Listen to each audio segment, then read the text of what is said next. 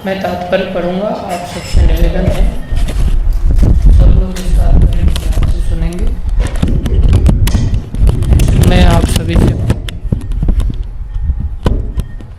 मैं सभी से पूछूंगा अभी क्या समझ में आया। एक एक व्यक्ति से पूछूंगा, मैं बालक से भी पूछूंगा।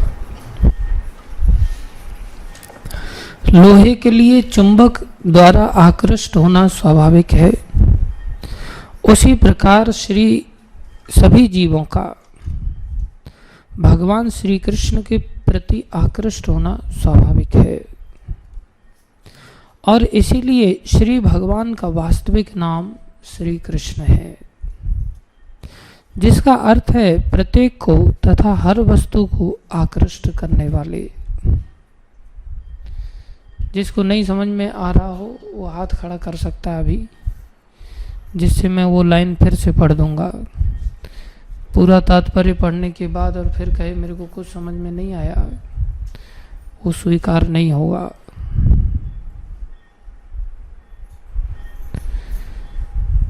ऐसे आकर्षण के विशिष्ट उदाहरण वृंदावन में मिलते हैं, जहां हर वस्तु तथा हर कोई भगवान श्री कृष्ण द्वारा आकृष्ट होता है। वहां नंद महाराज तथा यशोदा देवी जैसे गोप वृद्ध, श्री दामा सुदामा तथा अन्य ग्वाल वाल जैसे मित्रगण तथा श्रीमती राधा रानी तथा उनकी सखी गोपियां और यहाँ तक कि पशु पक्षी गायें तथा बछड़े तक आकृष्ट होते हैं। बगीचों के फूल फल आकृष्ट होते हैं, यमुना की तरंगें आकृष्ट होती हैं तथा धरती, आकाश, वृक्ष, पौधे, पशु तथा अन्य सभी जीव आकृष्ट होते हैं। वृंदावन में प्रत्येक वस्तु की यही स्वाभाविक स्थिति है। वृंदावन के कार्य व्यापारों से सर्वथा विपरीत यह भौतिक जगत है, जहां सभी लोग भगवान श्री कृष्ण द्वारा नहीं अपितु माया द्वारा आकृष्ट होते हैं। आध्यात्मिक तथा भौतिक जगतों का यही अंतर है। हिरण्यकश्यपु इस भौतिक जगत में होने के कारण स्त्रियों तथा धन के द्वारा आकृष्ट था, जबकि भक्त प्रहलाद महाराज अपनी स्वाभाविक स्थिति में होने के कारण भगवान श्री कृष्ण द्वारा आकृष्ट थे। जब हिरण्यकश्यपु ने पूछा कि भक्त प्रहलाद महाराज का ऐसा पथभ्रष्ट दृष्टिकोण क्यों है, तो उन्होंने उत्तर दिया कि उनकी दृष्टि पथभ्रष्ट नहीं है, क्योंकि प्रत्येक व्यक्ति की स्वाभाविक स्थिति भगवान श्री कृष्ण द्वारा आकृष्ट होने की है। भक्त प्रहलाद ने कहा कि उनका यह दृष्टिकोण इसलिए भिन्न लगता है क्योंकि हिरण्यकश्यपु अप्राकृतिक रूप से भगवान श्री कृष्ण से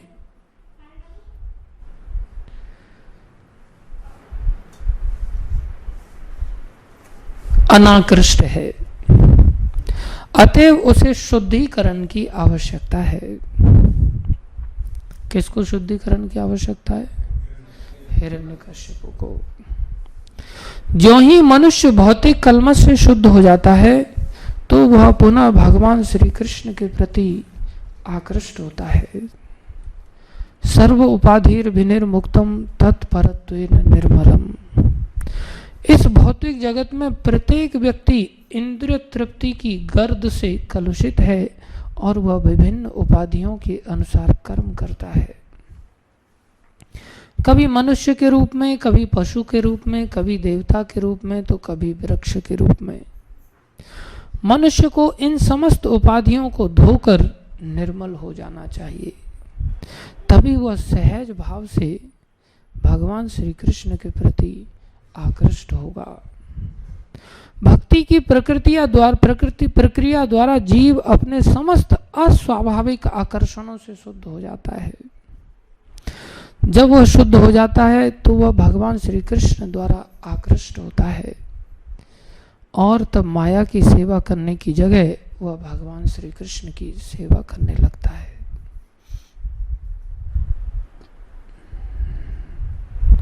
यही उसकी स्वाभाविक स्थिति है। भक्त भगवान श्री कृष्ण द्वारा आकृष्ट होता है, लेकिन अभक्त भौतिक भोग की धूल से कलुषित होने के कारण आकृष्ट नहीं होता।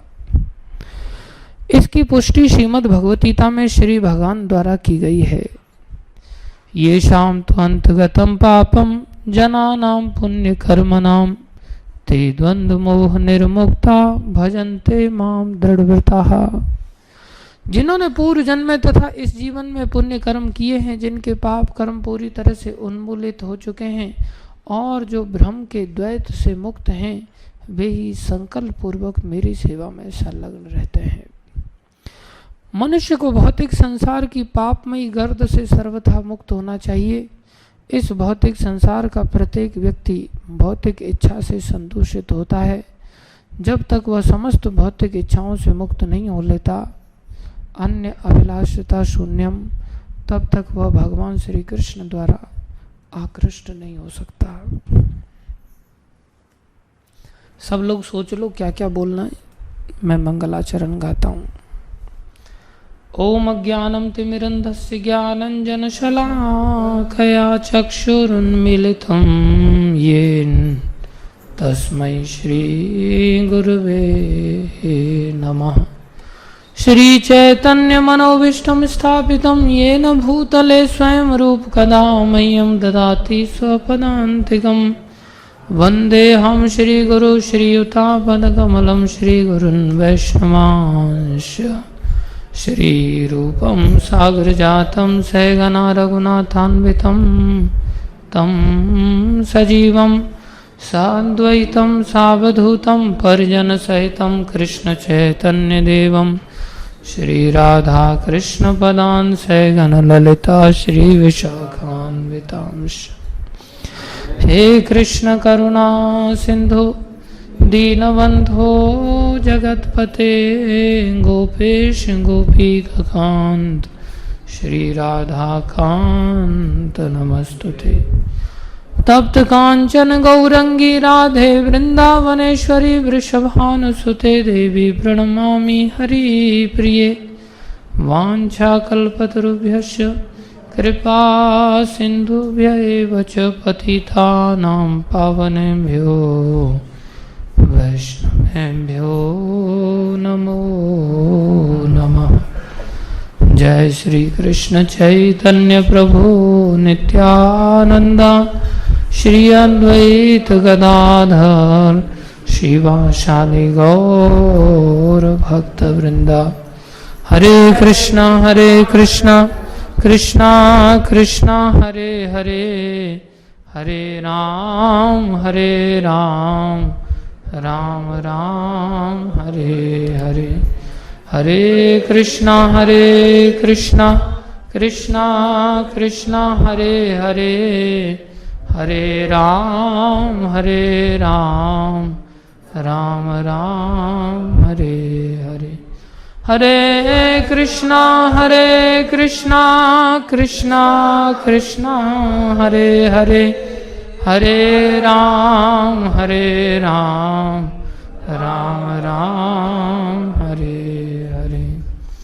गुरुवे गौरचंद्राय राधिकाय तदालये कृष्णाय कृष्ण भक्ताय तद्भक्ताय नमो नमः।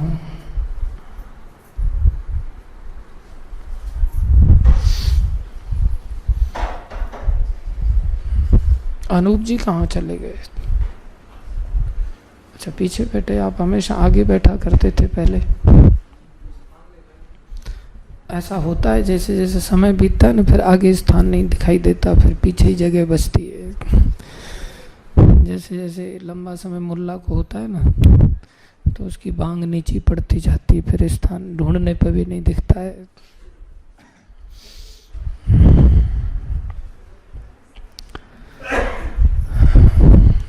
आप सभी भक्तों का हार्दिक अभिनंदन है, स्वागत है। गुरु वैष्णवों की दया से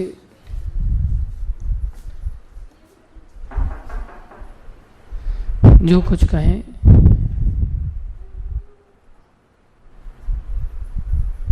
कृपा करके ध्यान से सुनिए। ये बहुत सुंदर अध्याय है और आप सब लोगों ने इसको पढ़ना चाहिए।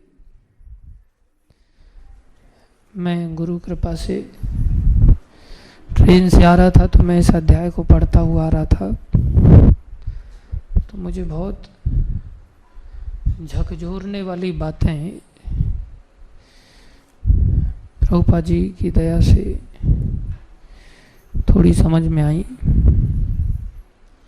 आप सब लोग भी इन तथ्यों को हमेशा के लिए याद रख सकते हैं।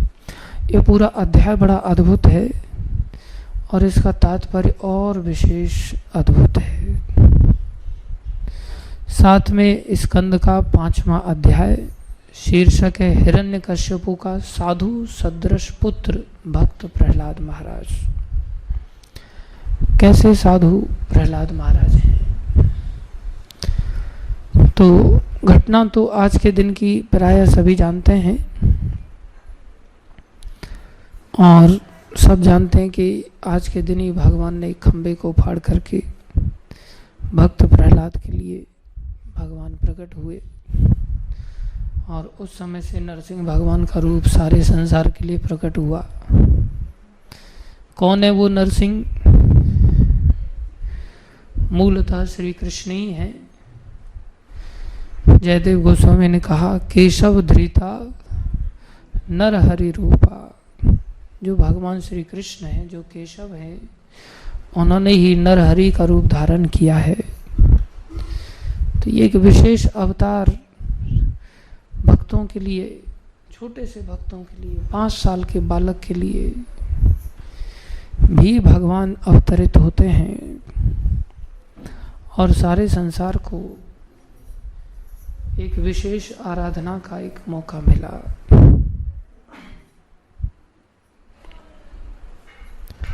इन माताओं को बोलो आवाज ना करें, हाथों से काम करें, जवान से नहीं। इधर से बोलो, इधर से नॉक करके।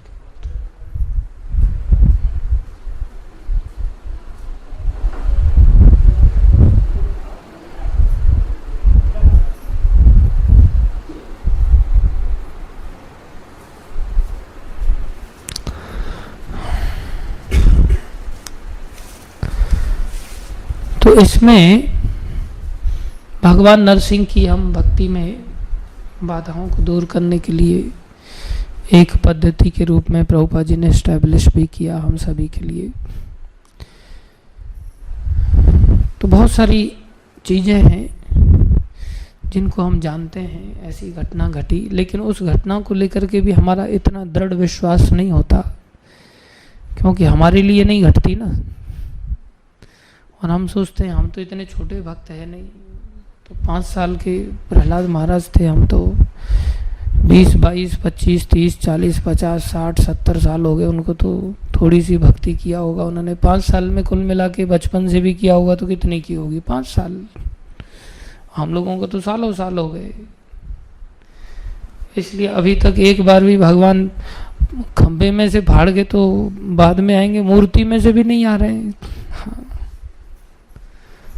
जिस खंबे में से, जो कि खंबा था, जो बिल्डिंग को सपोर्ट के रूप में देखा जाता था, जिसके सामने कोई आरती नहीं करता था, ऐसा भी नहीं कि लंबे समय तक जिस खंबे को लोगों ने फूल चढ़ाए हों, भोग लगाया हो, घंटियां हिलाई हों और उस कारण से वो उसमें भगवान की प्राण प्रतिष्ठा मंत्र आदि के साथ की गई हो उस खंबे में। और अचानक से फिर प्रहलाद महाराज का बोलना हुआ और खंबे में तो पहले से थे ही भगवान और फिर फाड़ के निकल आए। हम सोचते हैं ये घटना इतिहास है, ऐसा सुंदर रूप भी है, अद्भुत है भगवान का। हमारे लिए तो भगवान मूर्ति से भी नहीं निकलते और इतने लंबे समय से आरती करते हैं, भोग लगाते हैं, सब कुछ करते हैं। ऐसा लगता है कि मूर्ति में भी है या नहीं है। वो स्थिति का आभास करना कि यतो यतो यामी ततो नरसिंहा। गा तो हम बहुत सहजता से लेते हैं, कई बार झगड़ा भी करते, मेरे को नरसिंह आरती गाने को ही नहीं देते, बोले हाँ। नरसिंह आरती दे दी जाए तो बोले मेरी ट्यून देखा नहीं अभी इन्होंने, लगता है मेरी आवाज देखी नहीं। हाँ, मुझे ये वाली ट्यून भी आती है, वो वाली ट्यून भी आती है। और प्राय नरसिंह आरती सबसे पहले याद होती है, इसलिए इतनी कुलकुलाहट होती है कि कब मेरी नरसिंह आरती सब सुनेंगे। कोई मौका नहीं दे पाता कई बार। तो ऐसा लगता है कि ये घटना वास्तव में भी घटी थी या नहीं घटी थी। और हमारी बुद्धि भी कुछ ऐसी बनी हुई है कि उसको सीढ़ी दर सीढ़ी, स्टेप बाय स्टेप अगर समझा करके लेके जाया जाए कि शास्त्र कितने प्रामाणिक हैं। शास्त्रों की घटनाएं आंखों से जो हमें दिखाई देता है संसार, उसको भी शास्त्र की आंखों से देखा जा सकता है। तो कितना प्रूवेबल शास्त्र है कि जो शास्त्र कह रहा है बिल्कुल सत्य है। फिर भी ऐसी घटनाएं हृदय में बैठती नहीं। तो उसके पीछे क्या कारण है कि हमारे लिए भगवान क्यों नहीं प्रकट ऐसे होते। और प्रहलाद महाराज के अंदर ऐसा क्या था कि उनके लिए भगवान खंबे से भी फाड़ करके प्रकट हो गए। उस बात को भागवतम में शुकदेव गोस्वामी ने इस अध्याय में समझाया है, बहुत अच्छी तरह से समझाया है। आप सबसे निवेदन है इस श्लोक को आप लोग कभी भूलना नहीं, क्योंकि इस श्लोक में हम नरसिंह भगवान को कम, प्रहलाद महाराज को ज्यादा समझने की चेष्टा करेंगे। और नरसिंह भगवान समझ में भी तभी आएंगे क्योंकि हमारे आचार्य कहते हैं कि भगवान श्री कृष्ण वृक्ष की जड़ की तरह हैं सारे संसार के लिए। यदि संसार वृक्ष है तो कृष्ण क्या है, उस वृक्ष की जड़ है, सब कुछ उन्हीं पर आधारित है। हम लोग ये सीखते भी हैं कि अगर सबकी सेवा करनी है तो सबकी सेवा संभव नहीं है, तो किसकी सेवा कर लो।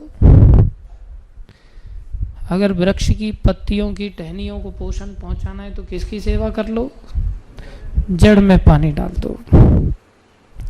प्रभुपाद जी उदाहरण सबको अंश के रूप में भी बताते हैं गीता से कि भगवान कह रहे हैं ये सब जीव जो हैं वो क्या है, मेरे अंश हैं। तो जैसे पेट सबका आधार है और सभी अंशों को पेट क्या पहुंचाता है, ऊर्जा पहुंचाता है। तो जैसे पेड़ के लिए जड़, ऐसे ही शरीर के लिए पेट। जैसे जड़ में पानी डालने से सबका पानी की पूर्ति हो जाती है, ऐसे ही पेट में भोजन डालने से सबके भोजन की आपूर्ति हो जाती है। तो महत्वपूर्ण क्या हुआ फिर सबसे अधिक, पेट या जड़। ये दो उदाहरणों से प्रभुपाद जी समझाते। अब इसमें और महत्वपूर्ण भी आचार्य समझाते हैं कि हमें जड़ में पानी डालना है तो जड़ में पानी पहुंचेगा कहां से, जड़ तक पानी पहुंचाएंगे कैसे, क्या माध्यम है। हाँ, पेड़ की जड़ तक पानी पहुंचाना है तो क्या माध्यम, क्या कैसे पहुंचेगा पानी वहां तक। पाइप से, हाँ, नली। अरे पेड़ की बात हो रही है, नली की, ये वाली नली नहीं, पेड़ नहीं। पेड़ की जड़ में पानी पहुंचाना है तो क्या माध्यम है। हाँ, कहाँ डालते हैं, जड़ में। जमीन पे डालते हैं, जड़ में नहीं।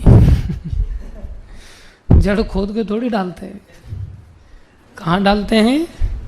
जमीन पर डालते हैं, और जमीन के माध्यम से पानी जड़ तक पहुंच जाता है। तो जड़ तक पानी पहुंचाने का माध्यम क्या है? भूमि। ऐसे ही पेट अगर सबका स्रोत है, तो पेट तक अगर भोजन पहुंचाना है तो उसका माध्यम क्या है? मुंह कि जीभ। मुंह में जो डाल देते हैं वो अंदर ले लेती है क्या जीभ? बच्चों को देखो डाल करके, कुछ एक चीजों को ही लेती है जीभ। तो अगर जीभ ने रिजेक्ट कर दिया तो पेट में जाता है? नहीं जा पाता, बहुत कठिन होता है। इसलिए पेट तक भोजन पहुंचाने का माध्यम क्या है? जीवा। इसलिए जड़ तक माध्यम क्या है? भूमि। और पेट तक का माध्यम क्या है? जीवा। तो जैसे भूमि ऐसे ही जीवा। तो पेट और जड़ से भी महत्वपूर्ण क्या हो गया फिर? भूमि और जीवा। हमारे आचार्यों ने उदर के बारे में बताया, लेकिन इतना ज्यादा नहीं बताया जितना बोले ये जीव खतरनाक है। तार मध्य जीवा अति लोभमय सुदुर्मति। पेट का वेग इतना समस्या नहीं देता जितना कि जीव की डिमांड समस्या देती। इसलिए पेट को तो आप घास भी भर दो तो भी भर जाएगा वो, और सारे शरीर में ताकत भी दे देगा उसी घास से। लेकिन ये घास वहां तक पहुंचेगी कैसे? उस घास को ऐसा बनाना पड़ता है कि जीव ले ले उसको बस। उसके लिए फिर उसमें जीरे का, मेथी का, कड़ी पत्ते का, हींग का, धनिए का, सिंगदाने भी डाले जाते उसमें। फिर घास को भी अगर फ्राई कर दिया जाए ना बढ़िया तरह से, हमारे बंगाली माता जी है वो, हमारे भक्त लोग काट पीट करके जो फेंक देते उसमें से वो निकाल करके वो सब्जी बना देती और बड़ी स्वादिष्ट बनती है वो, और उसको खाने से पेट भर जाता है। वैसे सीधा खिलाओ तो शरीर खाने के लिए तैयार ही नहीं होता। तो ऐसे ही महत्वपूर्ण क्या है इस पेट को भरने के लिए? जीव।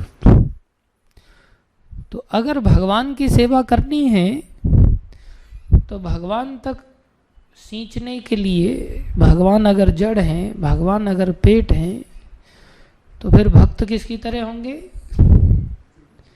जीव की तरह, अथवा भूमि की तरह, जड़ की तरह नहीं। किसकी तरह? भूमि की तरह। तो महत्वपूर्ण क्या होगा फिर हमारे जीवन में? अगर भगवान का पेट भरना है तो भक्त को संतुष्ट करना पड़ेगा। तो भगवान की महिमा बड़ी नहीं है, महिमा किसकी बड़ी है? भक्तों की महिमा बड़ी है। इसलिए नरसिंह भगवान के प्राकट्य आदि की लीला बाद में लिखी और पहले प्रहलाद महाराज के साधु गुणों का वर्णन किया यहाँ। तो हम थोड़ा प्रहलाद महाराज को लेकर के यहाँ पर चर्चा करेंगे कि प्रहलाद महाराज के अंदर ऐसी विशेषता क्या थी। तो हुआ क्या, घटना कुछ इस प्रकार से आरंभ होती है कि महाराज युधिष्ठिर नारद जी को प्रश्न करते हैं। ये नारद जी महाराज युधिष्ठिर को प्रहलाद महाराज की चर्चा सुना रहे थे और किस प्रकार से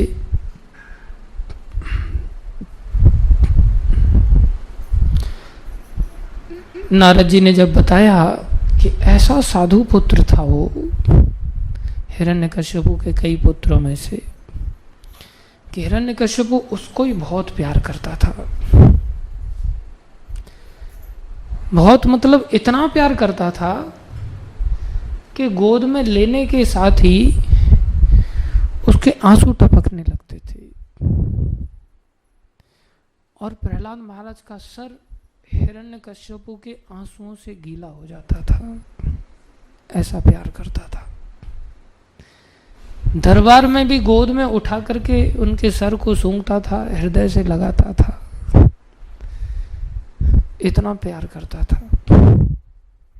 प्रहलाद महाराज आज्ञाकारी थे, विनम्र थे, बड़े सम्मान के साथ पूरी तरह से दंडवत प्रणाम करते थे और बहुत नपे तुले शब्दों के साथ बातचीत करते थे। मतलब 5 साल के बच्चे के अंदर ऐसी गंभीरता, ऐसी विशेषता कि कोई भी व्यक्ति साधारण तक खिंच जाए। इसलिए हिरण्यकश्यपु भी प्रहलाद के प्रति बहुत खिंचाव महसूस करता था। शुक्राचार्य जी हिरण्यकश्यपु के गुरु थे। इनका नाम ही था शुक्राचार्य। शुक्र से संतान उत्पन्न होती है। वैसे हिरण्यकश्यपु बहुत बड़ा नास्तिक था। प्रभुपाद जी तात्पर्य में लिखते हैं, इतना बड़ा नास्तिक था कि उसने खुद को ही भगवान घोषित कर दिया था। भगवान में तो मानता ही नहीं था। हम भी जैसे भगवान में नहीं मानते कई बार, लेकिन इतने बड़े नास्तिक नहीं है कि हम खुद को ही भगवान घोषित करें। ओपनली, अंदर से तो करते ही है, ओपनली मार्केट में ऐसा चैलेंज नहीं करते जैसा हिरण्यकश्यपु ने किया था। तो बोले इतना बड़ा नास्तिक और शुक्राचार्य ब्राह्मण है जाति से, तो बोले ब्राह्मण को तो ऐसे किसी व्यक्ति का गुरु या ऐसे व्यक्ति को पुरोहिताई नहीं करनी चाहिए। फिर भी उन्होंने उसका पुरोहिताई करना स्वीकार किया। बोले क्यों किया? बोले अपने शुक्र के लिए। शुक्र कौन थे? बोले संड और अमरक। उनके बेटे थे। बेटों की बड़ी चिंता थी, मेरे बेटों का पालन पोषण कैसे होगा। बोले हिरण्यकश्यपु से धन दौलत मिलता रहेगा, इसलिए बोले इसका गुरु बन जाता हूं मैं। तो कोई व्यक्ति अपने भरण पोषण के लिए, अपनी संतान के पालन पोषण के लिए ब्राह्मण होकर के भी अगर धन के पीछे भागता और इतना नीचे गिर जाता है कि एक नास्तिक व्यक्ति को भी अपना चेला बना लेता है एक प्रकार से, उसकी हाँ में हाँ मिलाता है, उसको कल्टीवेट करने के बजाय। बोले वो ठीक नहीं है। प्राय संसार में धनवान व्यक्ति की हाँ में हाँ मिलाते हैं। कोई व्यक्ति ओपनली कहाँ कुछ समझा पाता है, किसी को नहीं समझा पाते। तो प्रभुपाद जी बहुत कठोरता के साथ कहते, बोले वो ऐसे ही इसलिए शुक्राचार्य है, वो सच्चे आचार्य नहीं है, वो शुक्राचार्य है। ब्राह्मण कुल में कलंक है एक प्रकार से, एक नास्तिक व्यक्ति का गुरु बन करके। जब गुरु थे तो उनका घर भी साथ में ही था, जब मकान साथ में था, राजमहल के आसपास, भाई गुरु हैं तो साथ में ही सम्मान देना पड़ता है, गुरुजनों के लिए भी कमरे की व्यवस्था करनी पड़ती है। तो उनका मकान भी पास में था, तो उनके दोनों पुत्र संड अमरक वो भी पास में ही रहते थे। जब वो भी पास में रहते थे तो जब बाप का गुरु उसका बाप है तो बेटा का गुरु उसका बेटा भी बन सकता है। तो उन्होंने सोचा पास में ही संड अमरक रहते हैं, ये लोग भी वेल ट्रेंड हैं शुक्राचार्य के द्वारा, पॉलिटिक्स आदि में, शासन आदि में, पक्षपात आदि में। पॉलिटिक्स मतलब जहाँ 2 चीजें होंगी ही होंगी तभी पॉलिटिक्स संभव है। प्रभुपाद जी तात्पर्य में लिख रहे हैं, बहुत अद्भुत, मतलब इतना विशेष है कि आप एक एक शब्द पढ़ोगे तो आपकी खोपड़ी हिल जाएगी एकदम से। ओ ऐसा कैसे हो सकता है। पॉलिटिक्स मतलब जहाँ मित्र और शत्रु ये दोनों होंगे ही होंगे। एक ग्रुप को आपको मित्र बनाना ही होगा तभी पॉलिटिक्स संभव है। शत्रु को किसी न किसी को शत्रु मान करके चलोगे आप, ग्रुप को या एक देश को, किसी न किसी को शत्रु पक्ष मानोगे, किसी न किसी को मित्र पक्ष मानोगे, उसके अनुसार व्यवहार करोगे, उसको पॉलिटिक्स कहते हैं। तो बोलिए ये सब शिक्षा देते ही हैं पास में, तो संड अमरक शिक्षा देते थे। तो ये सारी वार्ता नारद जी दुर्योधन इसको सुना रहे हैं, युधिष्ठिर महाराज को सुना रहे। तो युधिष्ठिर महाराज को जब उन्होंने सुनाया उस समय की वार्ता सुना रहे हैं। तो युधिष्ठिर महाराज ने प्रश्न किया कि इतना प्यार करते थे हिरण्यकश्यप उनको, तो फिर इतनी बड़ी दुश्मनी कैसे हो गई? संसार में प्रायः जो आज्ञाकारी बालक नहीं होता माता पिता का, फिर भी माँ बाप उसको छोड़ नहीं पाते। उसकी जान लेना तो कितनी बड़ी बात है। संसार में भी ऐसा देखा जाता है, जो धूर्त संतानें होती हैं उनमें भी माँ बाप की आसक्ति घड़ी रहती है। तो जो आज्ञाकारी संतान जिससे वो इतना प्यार करता है कि उसकी आंखों में अश्रुपात होता है, क्योंकि पास में ही गुरुकुल से थोड़े समय पढ़ने के लिए भेज दिया और जैसे ही वापस आए तो हिरण्यकश्यप ने बड़ा गोद में उनको उठा लिया और गोद में उठा करके बड़ा लाड़ प्यार करने लगे। और उनको कोई कठिन प्रश्न नहीं पूछा, अच्छा मैथमेटिक्स में बता तेरे को क्या क्या आता है, सुना 1 2 3, नहीं, ऐसा कुछ नहीं पूछा। हम लोग तो स्पेसिफिक पूछते हैं ना, जानबूझ करके उस तरह, ये आता है क्या, नहीं आता, चल नीचे वाले स्तर पर आ जाते। फिर अच्छा ये आता है क्या, ABCD सुना, चल फटाफट, नहीं आता, अच्छा चल आई सुना, वो भी नहीं आता, फिर सीखता क्या तू वहां जाकर के।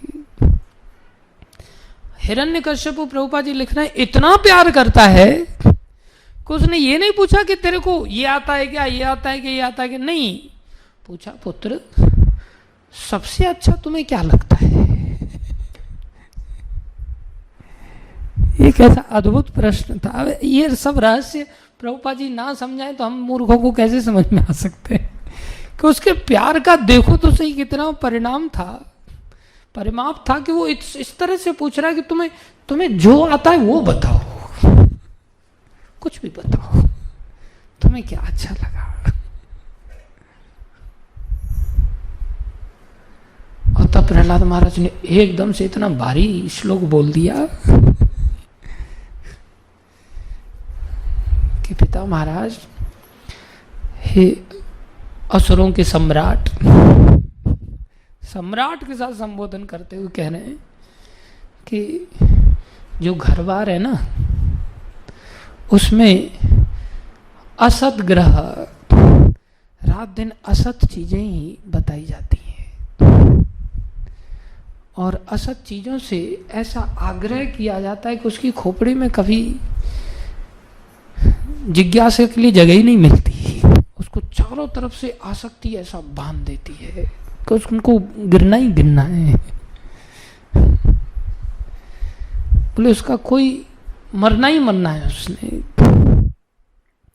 ये ऐसे ही है जैसे एक बार एक चील एक सांप को पकड़ करके ले गई और जब वो नीचे उसको आकाश में ले जा करके अपने अड्डे पर उतार करके खाने के लिए लेके जा रही थी, जब नीचे ला रही थी तो सांप थोड़ा हवा के कारण उछल पाया ऊपर की ओर पूंछ से, तो पूंछ की ओर से उछला तो उसने थोड़ा सा झटके से उसको लपेट लिया और उसके पंख लपेट लिए।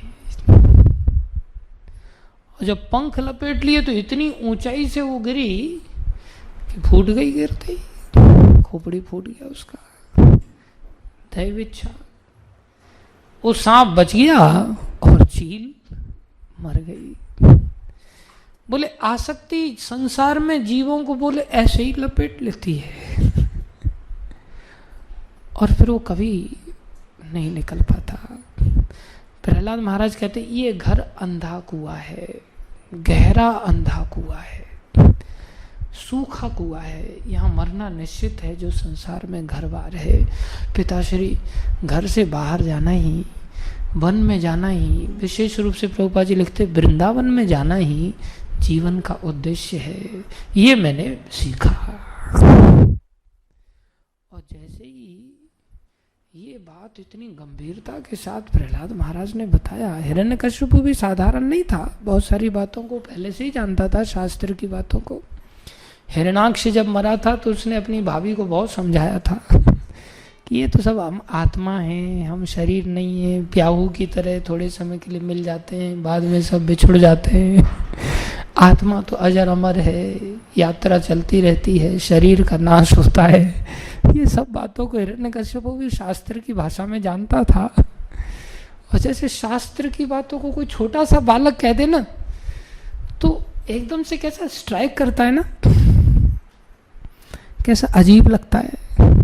मैं उधमपुर में था, वहाँ छोटा सा ही बालक था, इससे भी छोटा होगा, ध्रुव से भी छोटा। तो उसको मैंने गोद में लिया, गर्ग नाम था उसका, उसके पिता गर्ग, उसकी माँ इसी फैमिली से थे।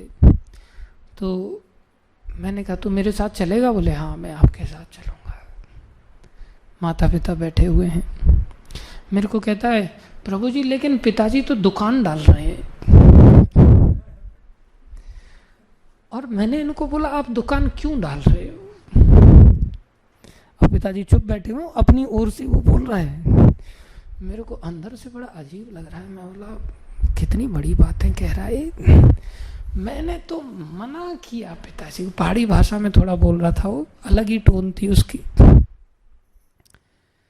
आप भी मना कर दो ना इनको, ठीक है। मतलब फिर तू रह लेगा? बोले मैं रह तो लूंगा लेकिन एक दिक्कत आएगी। मैं बोला क्या दिक्कत आएगी? बोले अगर मैं चलूंगा आपके साथ तो मेरी मम्मी को मेरी याद आएगी।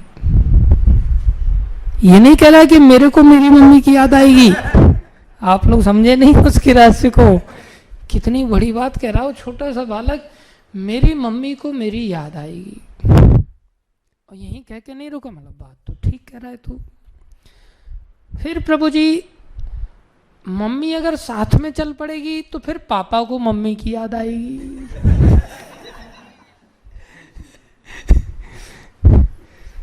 मैं बोलो फिर बेटा समाधान क्या है? बोले प्रभु जी एक समाधान है कि हम तीनों ही चलते हैं आपके साथ। अद्भुत उत्तर थे उसके। तो मैंने माता पिता को बोला, माता पिता बोले हाँ प्रभु जी ये हमें रोज ऐसे ही बातें करता है और हम हैरान होते हैं इसकी बातों को सुन सुन करके। कौन ऐसा करता है? कोई कोई ऐसे संस्कार के साथ ऐसे बच्चे पैदा हो जाते हैं। उसके माता पिता भी कह रहे थे प्रभु जी हमें आना ही है अब किसी भी हालत में, आप हमें निकालो, हमें ले चलो, हम वही सेवा करेंगे। अच्छी बात है। वैसे मोटी बुद्धि से देखा जाए तो कुछ सुनिश्चित हो या ना हो, लेकिन इस संसार से जाना सब छोड़ के जरूर सुनिश्चित है। तो एक दिन तो सबने जाना ही जाना है, सब छोड़ना ही छोड़ना है।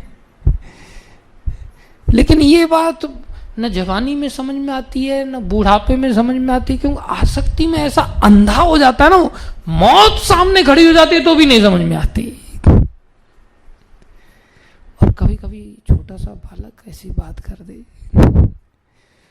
तो मैं रिलेट कर रहा था, विचार कर रहा था कि जब प्रहलाद महाराज ने ऐसा बोला होगा कि पिताजी वन में चले जाओ, ये घर तो अंधा कुआं है।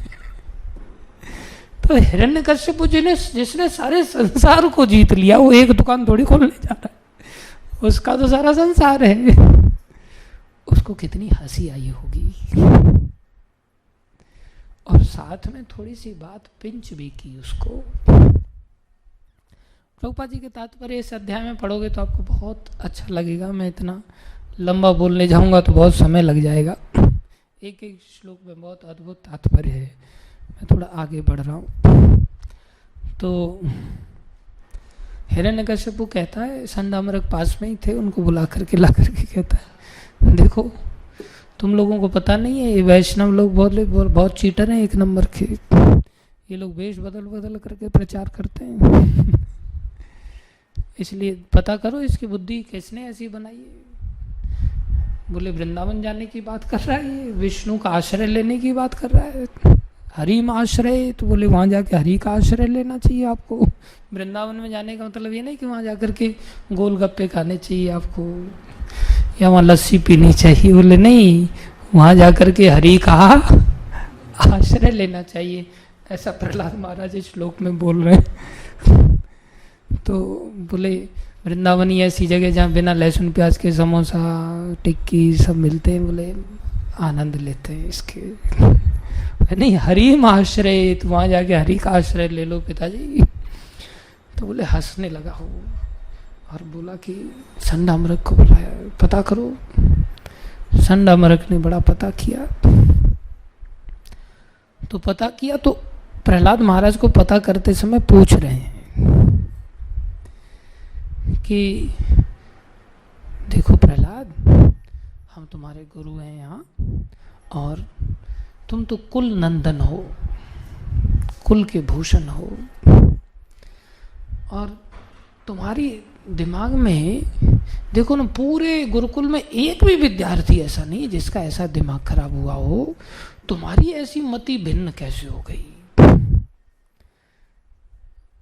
बोले मृषा, झूठ नहीं बोलना, सच बोलना हमसे, कितना अच्छा है तुम, सबसे योग्य है, क्वालिफाइड है। खूब चढ़ा रहे हैं प्रहलाद महाराज को कि जिससे एकदम से पहली बार में ही छोटा सा बालक है ना, प्यार से पूछो तो एकदम से फटाक से बता दे। बहुत सुंदर सुंदर श्लोक हैं, बहुत मजा आ रहा था मेरे को।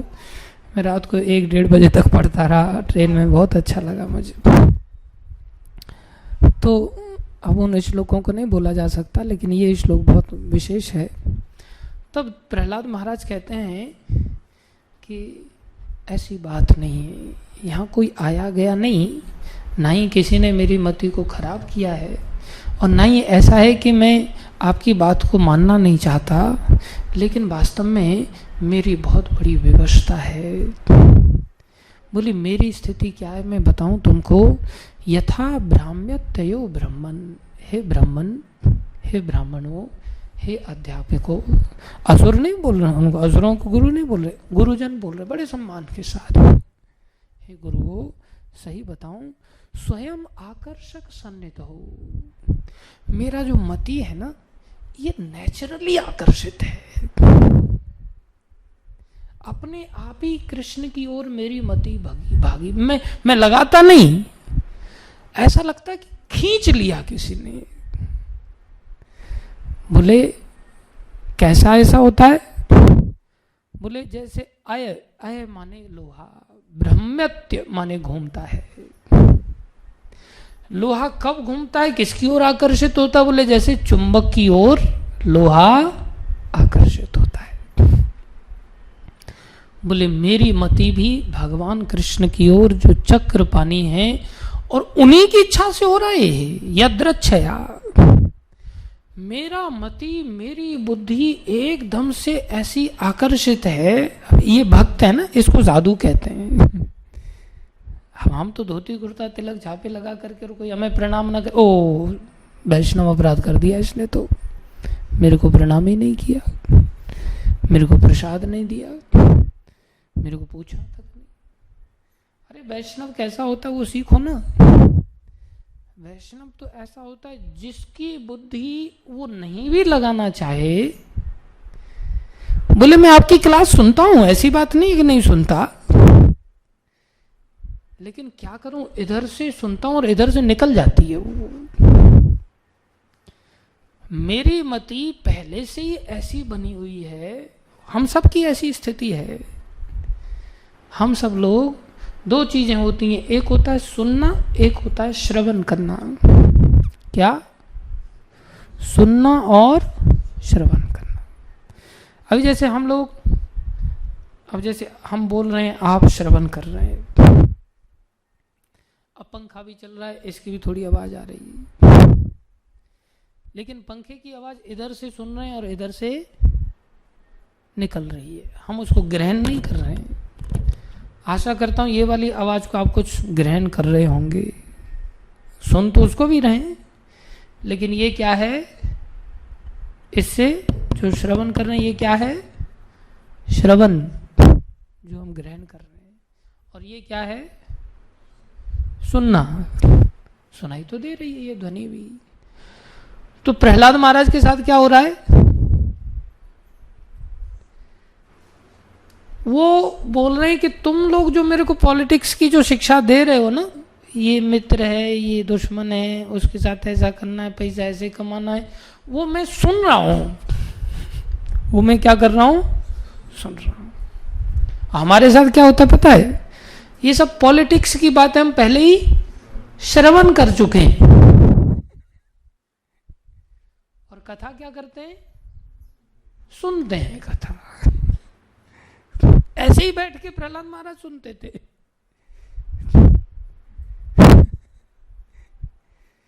और मति किधर खिंची हुई है?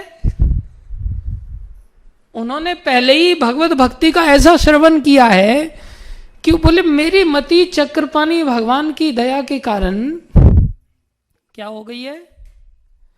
आकर्षित हो गई है, खिंची हुई है मेरी मति। मैं नहीं लगाना चाहता, ऐसा लग रहा है कि मेरे को कठपुतली की तरह, जैसे कठपुतली नाचती है, प्रभुपाद जी वर्णन करते हैं कठपुतली की तरह। यहां वर्णन कर रहे हैं, बोले लोहा चुंबक की तरह जैसे खिंच जाता है, मैं ऐसे खिंच रहा हूं। तुमको ऐसा लग रहा है कि कोई और आकर के मेरे को कन्विंस कर रहा है, मेरे को भटका रहा है, ऐसी बात नहीं है। मैं तो खिंचा जा रहा हूं। वास्तविकता में देखा जाए, आचार्य वर्णन कर रहे हैं, ये इतने बड़े भक्त थे कि भगवान की ओर यहां तो ये प्रदर्शित कर रहे हैं मेरा मति खिंचा जा रहा है, वास्तव में इन्होंने भगवान को वैकुंठ धाम से खींच लिया।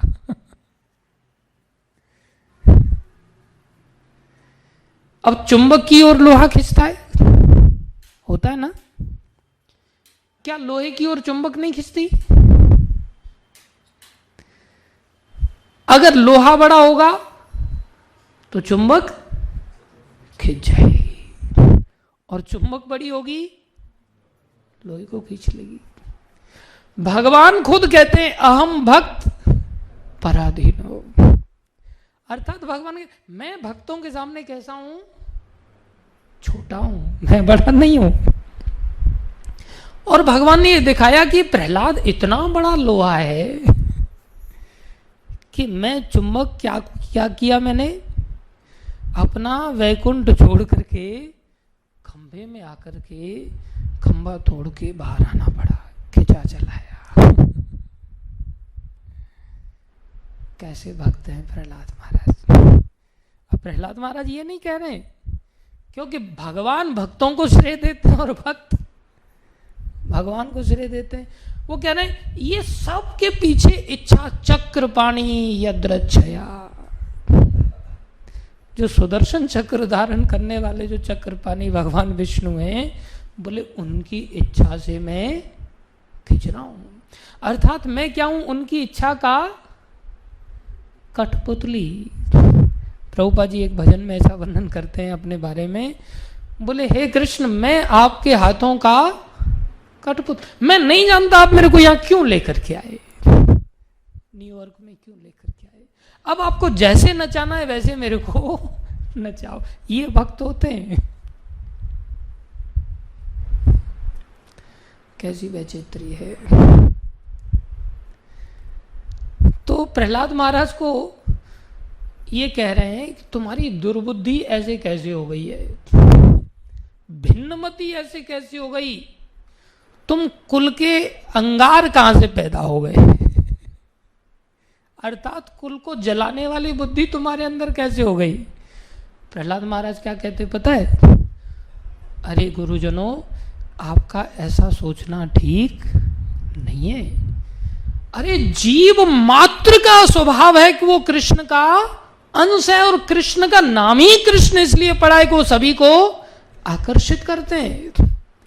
इसलिए स्वाभाविक रूप से, नेचुरल रूप से भगवान की ओर आकर्षित होना, ये तो जीव की नेचुरल कंडीशन है।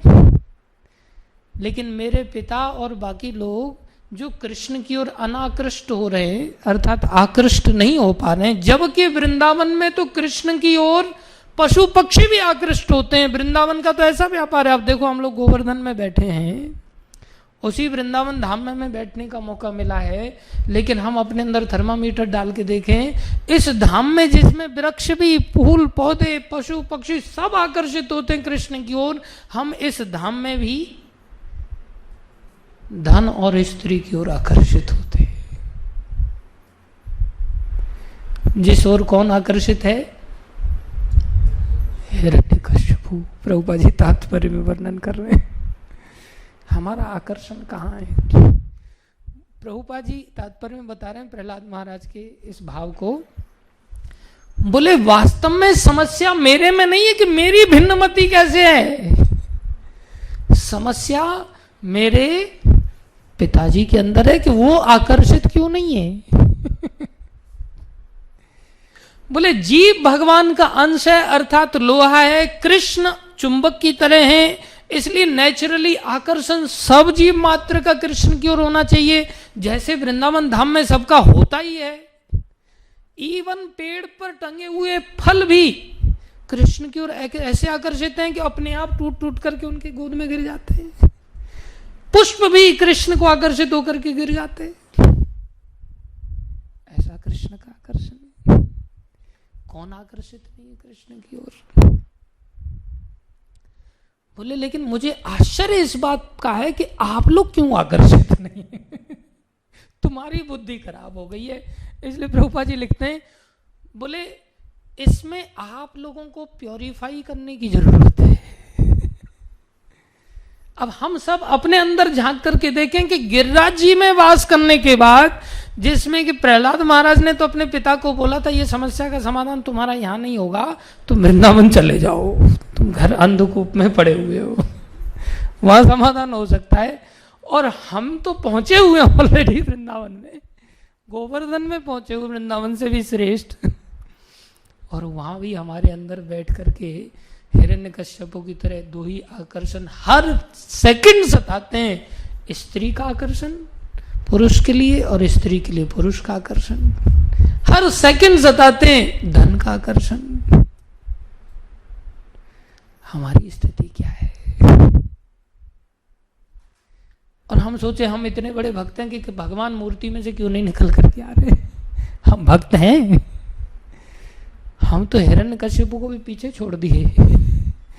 है कोई माई का लाल जो धाम में भी हमें आकर्षित करके दिखा दे। भगवान से बोले हम धाम में आ गए, वृंदावन में आ गए, बोले देखो हमारा कितना कूट कूट करके काम क्रोध लोभ मोह मद मत्सर्य विशेष रूप से अहंकार भरा पड़ा है।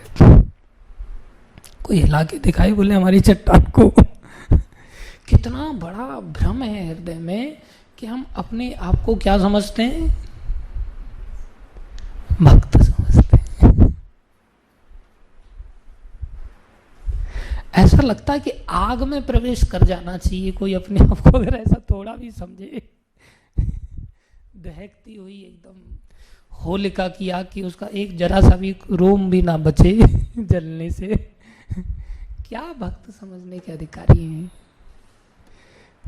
कोई भी दूर दूर तक अधिकार नहीं है।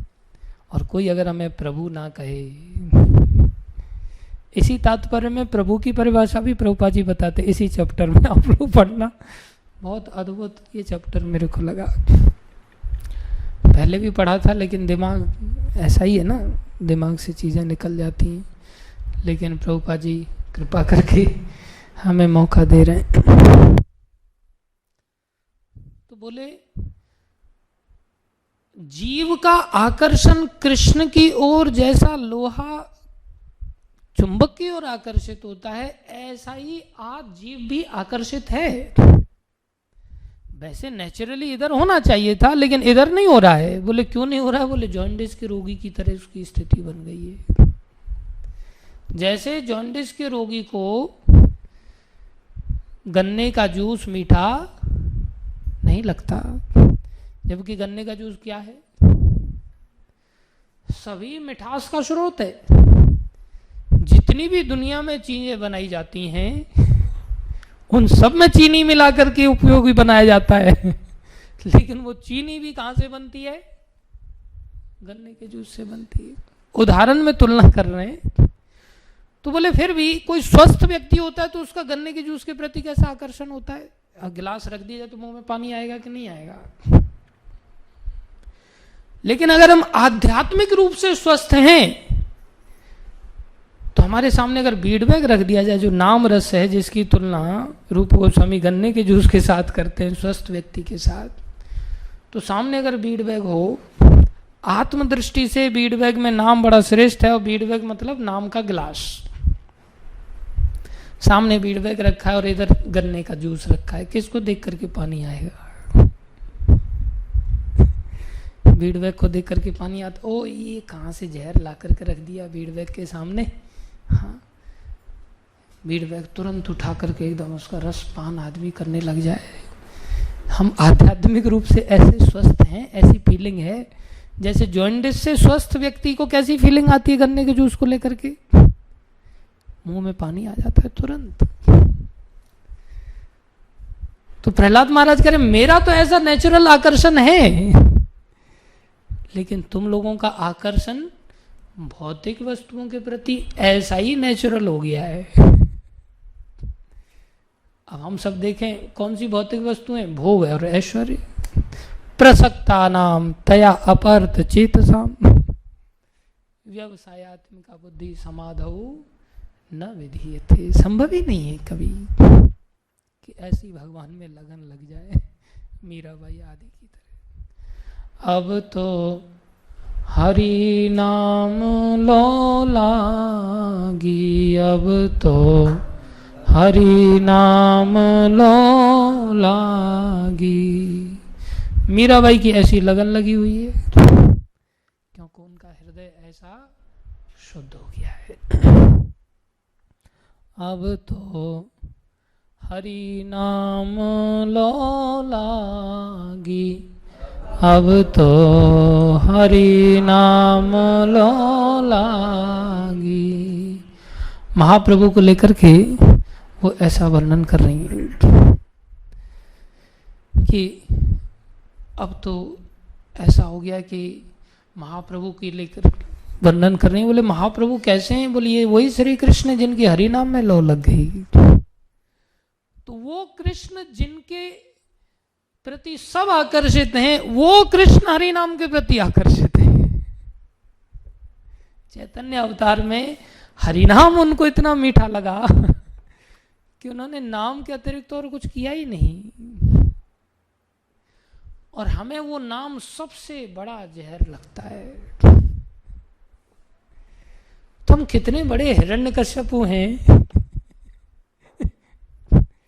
और देखो धन कितना मीठा लगता है, भोग कितना मीठा लगता है, पुरुष स्त्री का आकर्षण कितना मीठा लगता है, कैसे छुप छुप करके मोबाइल में देखने की चेष्टा करते हैं। तो भैया भगवान कहाँ से प्रकट होंगे? फिर मूर्ति में से प्रकट होंगे। वो मूर्ति भी जो धाम में, और वो मूर्ति भी जिसने ऑलरेडी दर्शन दे चुकी है कई सारे भक्तों को, तो भी हमारे लिए प्रकट नहीं हो रहे हैं। हाँ, कैसे प्रकट होंगे? संभव नहीं। ये स्थिति क्यों होती है? बोले लोहा चुंबक की ओर नेचुरली आकर्षित क्यों नहीं हो रहा है? क्योंकि लोहे के ऊपर जंग लग गया है। क्या हो गया है? जंग लग गया है।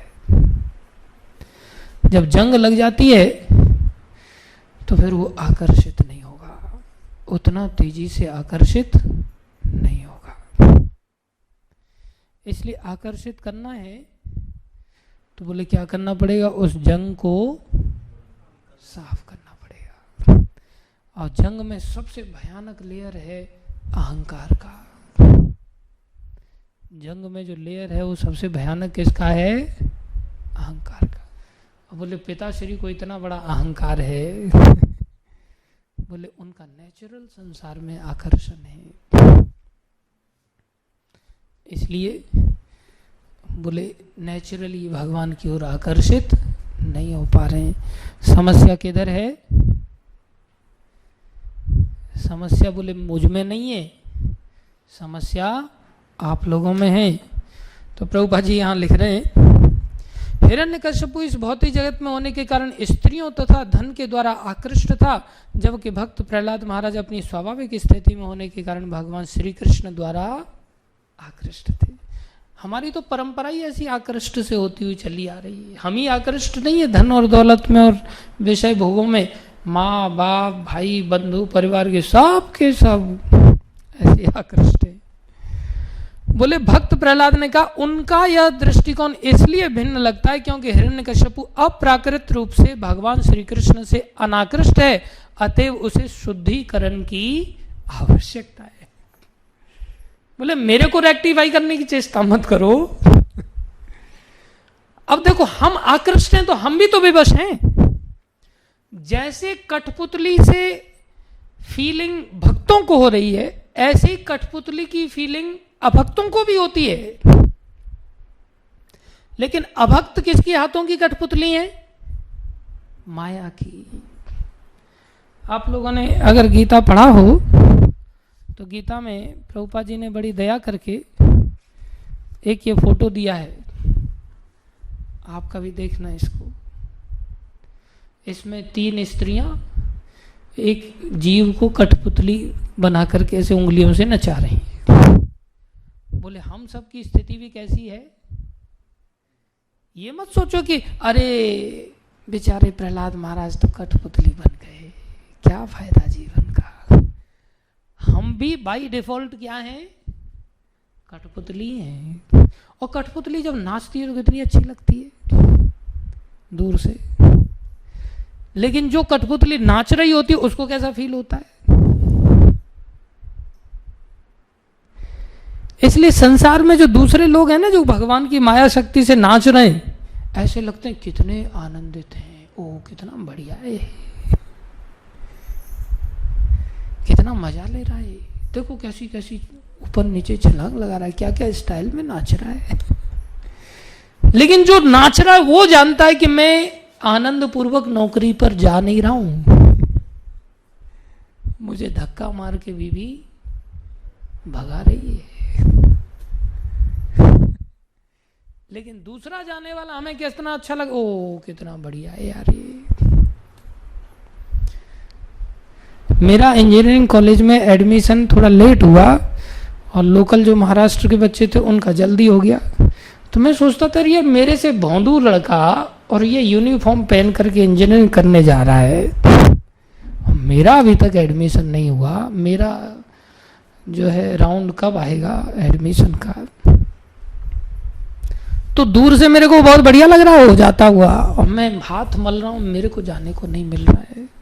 और जैसे ही मेरा एडमिशन हो गया मैं इतना दुखी हो गया, यार वो दिन बहुत बढ़िया थे जब जाने को नहीं मिल रहा था। गधा मजदूर की तरह अटेंडेंस 75% करनी है तो जाना पड़ेगा। एक बार एक बेचारा, हाँ नौकर जो नौकरी कर रहा था अच्छी खासी, तो घर पे वापस आ गया दोपहर में। बोले अरे आप इतने जल्दी कैसे आ गए? बोले बस ऐसे ही। नहीं नहीं बताओ क्या हुआ? बोले नहीं कुछ हुआ था। बताओ तुझे क्यों आ गए? बोले बॉस कह रहा गो टू हेल। तो फिर बोले मैं घर पे आ गया। बोले नरक और है कहाँ? बोले घर के अलावा। उसने बोला गो टू हेल, इतना परेशान हो गया था मेरे से। उसने बोला get lost from here and go to hell. बोले मैं चला आया। तो जो कठपुतली की तरह नाचता है ना, उसको लगता है कि यार मेरे लिए तो वास्तव में बहुत उछल कूद हो रही, मैं नहीं ऐसे ऊंचा होना चाहता लेकिन कठपुतली बना हुआ है। और माया तो क्रूरा है, दैवी है श्याम गुणमयी मम माया दुरुत है। कठपुतली तो बनना पड़ेगा भाई, या तो माया की बनो या श्री कृष्ण की बने। अब माया की हम नेचुरली क्यों बने हुए हैं? क्योंकि हम शुद्ध नहीं, जंग लगे हुए लोहे हैं, इसलिए कृष्ण की ओर आकर्षण है ही नहीं। दुनिया भर की काम क्रोध लोभ मोह मद मत्सर ईर्ष्या दंभ कपट अहंकार, अहंकार इतना भरा पड़ा है, भूल जाते हैं हम थोड़े समय के मेहमान हैं, ऐसा लगता है हम ही भगवान हैं, हिरण्यकश्यप की तरह। हमसे बढ़कर कौन, मैं हूं डॉन डॉन डॉन। व्यक्ति अपने आप को सर्वश्रेष्ठ समझता है, तो उसके लिए क्या होता है? माया खंबा फाड़ के प्रकट हो जाती है।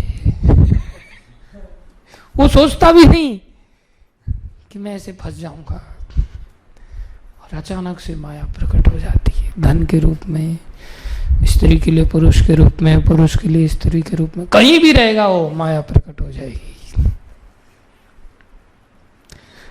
घोर पानी में अगर गुफा में वो चला जाएगा, वहां भी माया प्रकट हो जाएगी। और अगर कोई ऐसा भक्त बन गया हो, बोले जिसका हृदय शुद्ध हो गया हो, उसके लिए भगवान कहाँ प्रकट नहीं हो सकते। उसको सब चीजें अपने आप ही नेचुरली समझ में आएंगी। सिर्फ क्या करना है, शुद्ध करना है बस उसको। बोले ऐसा शुद्ध होते कैसे हैं, प्रश्न उठता है, ऐसे शुद्ध होते कैसे हैं। ऐसे शुद्ध बहुत जल्दी हो जाते हैं, कुछ नहीं करना पड़ता। ऐसे शुद्ध होने के लिए बस महान भक्तों से, शुद्ध भक्तों से भगवान की कथाओं को सुनना नहीं, श्रवण करना होता है बस, और कुछ नहीं करना होता। प्रहलाद महाराज ने गर्भ में ही नारद जी से क्या किया था, श्रवण कर लिया था बस, 9 महीने में ही ऐसा श्रवण किया। वहां तो सुनने की ऐसी सुविधा भी नहीं थी कि पंखा चल रहा हो, एसी चल रहा हो, बढ़िया कुर्सी हो, बैठने की सब व्यवस्था हो। कैसी अंधकार की, कैसी विकट अवस्था में भी प्रहलाद महाराज ने इतना ध्यान पूर्वक श्रवण करके दिखा दिया। और हमारी कैसी निकृष्ट अवस्था है, इतनी सुविधाएं भी दे दी जाए तो भी कोई न कोई ऐसा बहाना निकाल लेते हैं। शुरुआत में थोड़ा उत्साह रहता है, नया नया मुल्ला जब रहता है, फिर धीरे धीरे धीरे धीरे ऐसा स्थान का त्याग करता हुआ भागता है वो, क्योंकि जो पहले से श्रवण करके रखा है ना, और यहाँ वो सुन रहा है, तो फिर वो असर कहाँ करेगा इतना जल्दी। पहले तो उस गंदगी को भुलाने के लिए काफी कुछ मशक्कत करनी पड़ेगी, काफी थोड़ा श्रवण करना पड़ेगा। अगर हम ऐसा कभी कर, कुछ नहीं, कोई ज्यादा काम बड़ा नहीं है। और धाम में तो वातावरण ही चारों तरफ ऐसा है कि जीव मात्र आकृष्ट है। और अगर धाम में आकर के भी अगर हम नहीं श्रवण कर पाए इन लीला कथाओं को, जिनको कि प्रहलाद महाराज ने ना केवल खुद की मति को ऐसा बचपन में ही कर लिया, प्रहलाद महाराज ने बड़े होकर के जो असुर पुत्र जिन्होंने गर्भ में नहीं सुना था, उनको उन्होंने कहां सुनाया।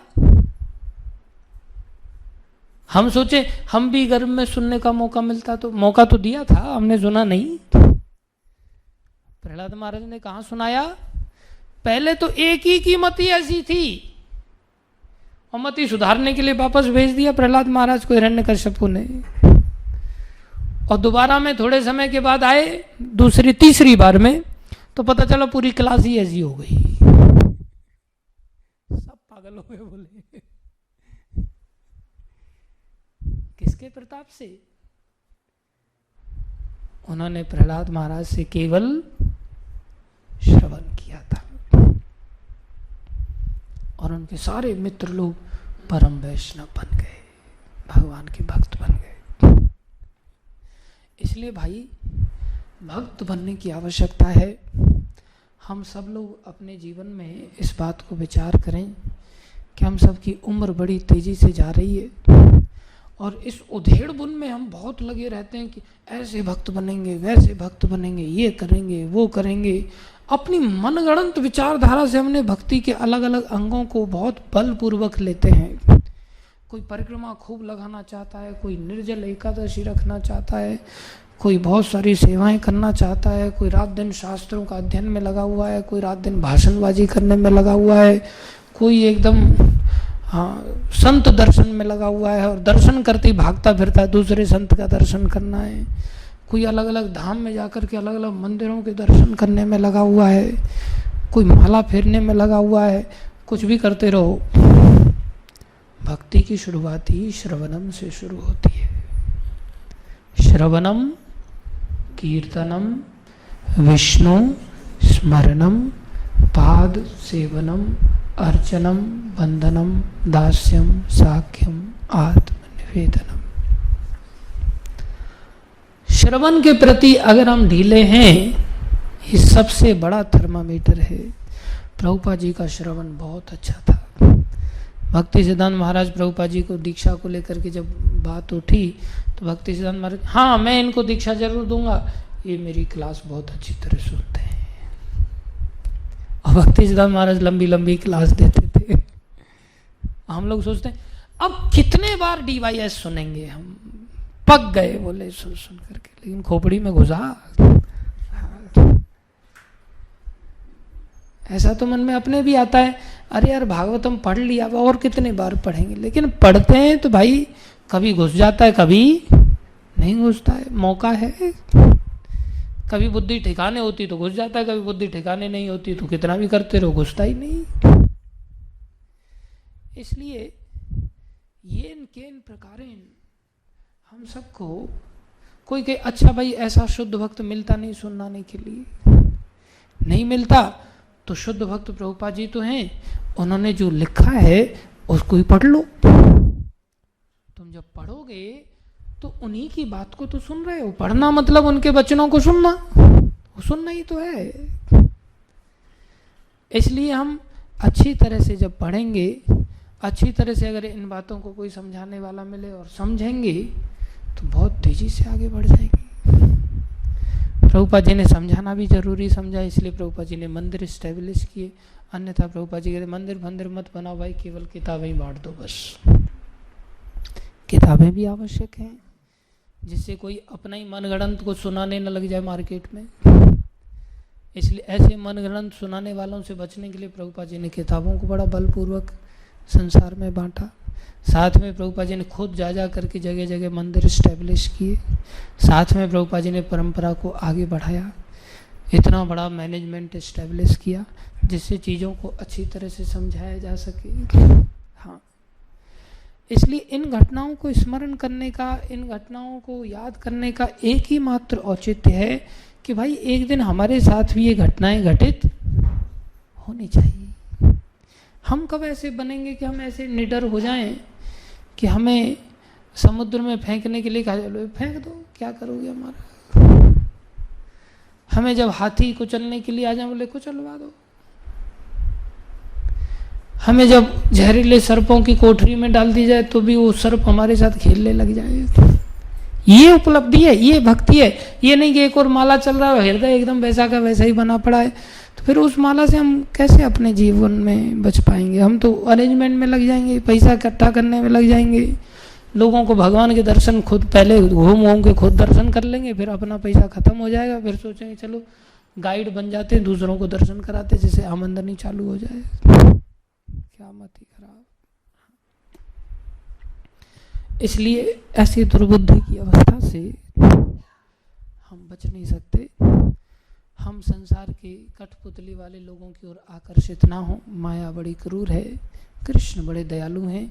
कृष्ण कठपुतली की तरह नचाते हैं, लेकिन उसमें भक्त की इच्छा ही महत्वपूर्ण होती है, और माया नचाती है, उसमें माया की इच्छा महत्वपूर्ण होती है। माया दंडित करती है नचाने के माध्यम से, और दूसरों को ऐसा लगता है वाह कितना बढ़िया आनंद आ रहा है।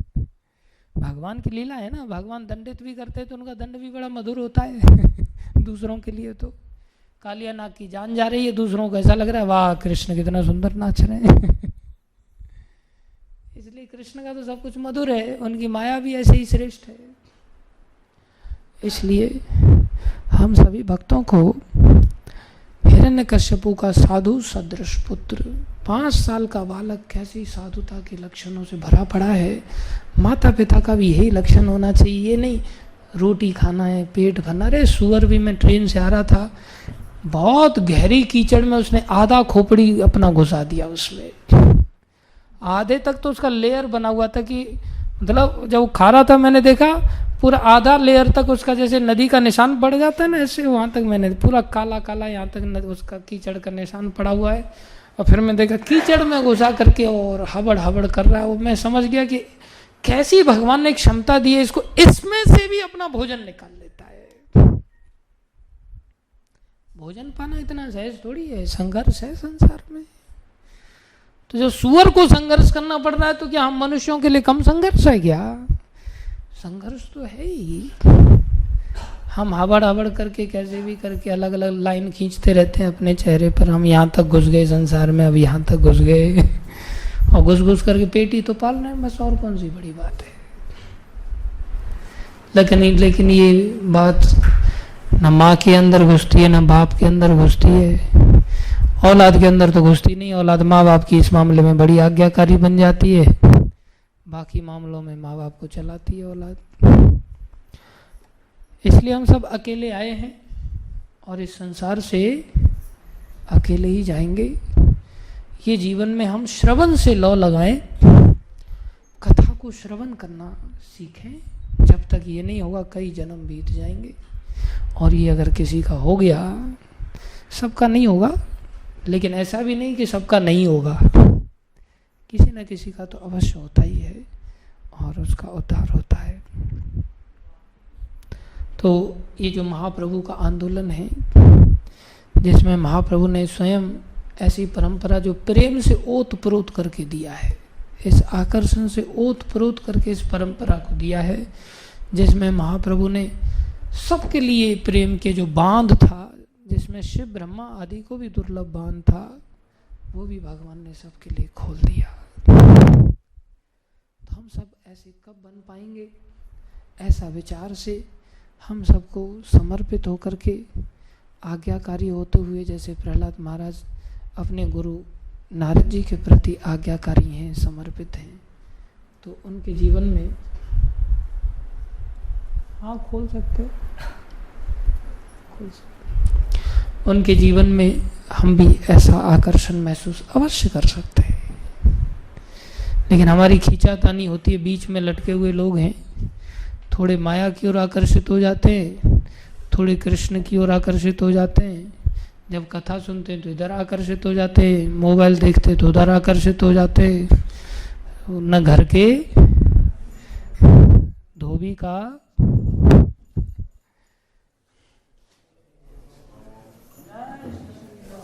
प्रहलाद महाराज की जय।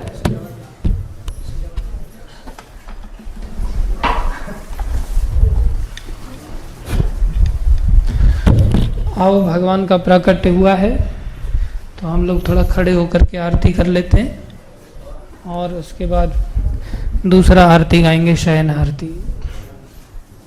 बोलो नरसिंह देव भगवान की जय।